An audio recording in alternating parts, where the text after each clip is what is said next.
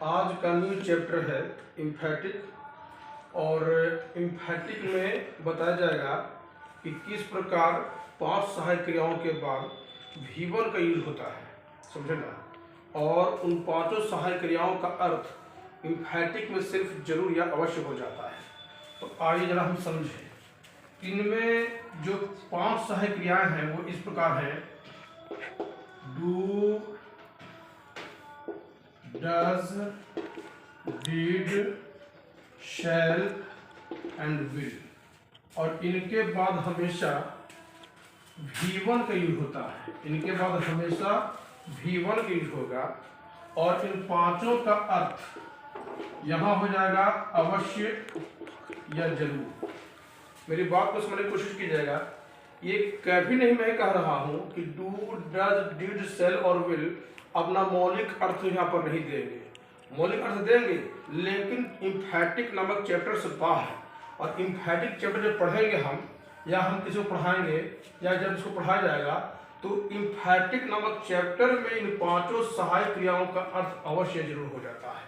इस बात को माइंड कीजिएगा, दिमाग में रख लीजिएगा, ठीक है ना। अब यहाँ पर क्या होता है कि अवश्य या जरूर आने पर सेंटेंस में एक प्रकार का बल आ जाता है, एक प्रकार का जोर आ जाता है, एक प्रकार का आघात आ जाता है, एक प्रकार का फोर्स आ जाता है।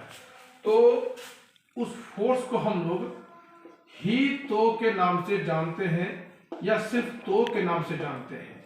जैसे मैं पढ़ता तो हूँ, वह पढ़ता ही तो है, तो और ही तो आने की वजह से सेंटेंस जो है इम्फैटिक हो जाता है। और इसके रूल्स क्या है, हम अब बढ़ रहे हैं 1 by 1, और 2 रूल बताएंगे आपको, सिंपल प्रेजेंट और पास्ट वन। जैसे ये लिखा मैंने प्रेजेंट वन, तो प्रेजेंट वन का सूत्र सब्जेक्ट V1, V5 और ऑब्जेक्ट। लेकिन यदि हम बात करेंगे स्ट्रक्चर की, इम्फैटिक की, तो सब्जेक्ट, डू या डज, V1 और ऑब्जेक्ट। यहाँ पर मुझे बताने की आवश्यकता नहीं है कि डू और डज कहाँ कहाँ किसके साथ लगता है। जैसे एग्जाम्पल देखिएगा, हमने कह दिया I love her, I love हर। यह जो है सिंपल प्रेजेंट टेंस का सेंटेंस है, ठीक सूरज, सिंपल प्रेजेंट टेंस का सेंटेंस है। तो इसकी हिंदी हो गई मैं उससे प्यार करता हूँ, या मुझे उससे प्रेम है। अब बनाएंगे, यहाँ देखिएगा, आई के साथ क्या लगा देंगे, डू लगा देंगे। आपको मालूम है आई डू, फिर लिखेंगे हम लव और लिखेंगे हम हर। यहाँ डू का मतलब हो गया अवश्य या जरूर। तो यहाँ पर डू आने की वजह से सेंटेंस जो है इम्फैटिक बन गया, सेंटेंस बन गया जोरदार। और आई डू लव हर की हिंदी हो जाएगी मैं उसे प्यार जरूर करता हूँ, ठीक है ना। तो मैं पुनः समय न गंवाते हुए बताता हूँ सूरज बाबू, यस सर, आप भी, कि डू, डज, डिड, शैल और विल अपना मौलिक अर्थ कब निकालेगा, इम्फैटिक नामक चैप्टर से बाहर। इम्फैटिक में जब इसका समावेश करेंगे तो इसका अर्थ हो जाएगा अवश्य जरूर, और इनके बाद हमेशा V1 के लिए होता है, ठीक है ना।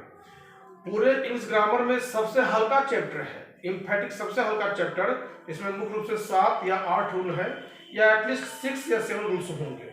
But don't worry, I will tell all the rules 1 by 1, ठीक है ना। तो मैं समझता हूँ कि प्रोजेक्ट वाला मैटर आप लोग समझ गए होंगे। आइए एक एग्जाम्पल और पेश करते हैं। हमने कह दिया ही प्लेज, देखिए ही प्लेज, भर में एस या ईएस को ही हम लोग V5 कहते हैं, ही प्लेज।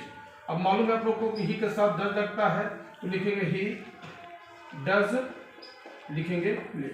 हमेशा याद रखिएगा कि डू और डज के बाद हमेशा V1 यूज होता है।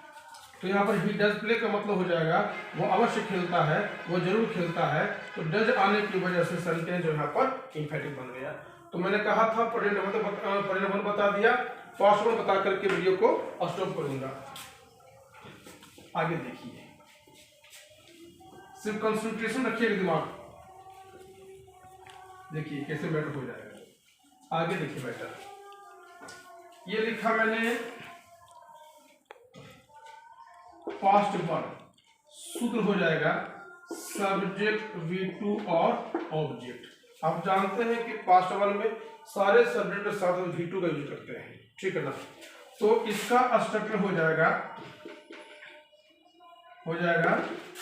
सब्जेक्ट, डिड और V1 और ऑब्जेक्ट। एग्जाम्पल के तौर पर इसमें आपको प्रेशर नहीं है कि फलना के साथ फलना सब्जेक्ट जोड़िए, सहायक क्रिया जोड़िए, कोई दिक्कत नहीं है। हम जानते हैं कि with all subject we can use did in simple past tense. तो सपोज दैट हमने कह दिया विवेक वेंट टू गया। विवेक यहाँ पर सब्जेक्ट हो गया और वेंट हो गया सेकंड फॉर्म गो का, ये दोनों मिलकर के बन गया सिंपल पास्ट टेंस। करना क्या है, विवेक लिखेंगे, इसके साथ लगा देंगे डिड, क्योंकि प्रेशर नहीं हमारे ऊपर है।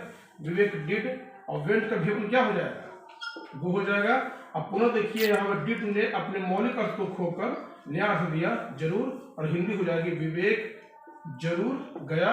कहाँ गया। तो इस प्रकार आपने देखा कि हमने आज बताया आपको simple present, simple past tense के दो रूल्स बताए इम्फेटिव नामक चैप्टर से। आगे बताऊंगा।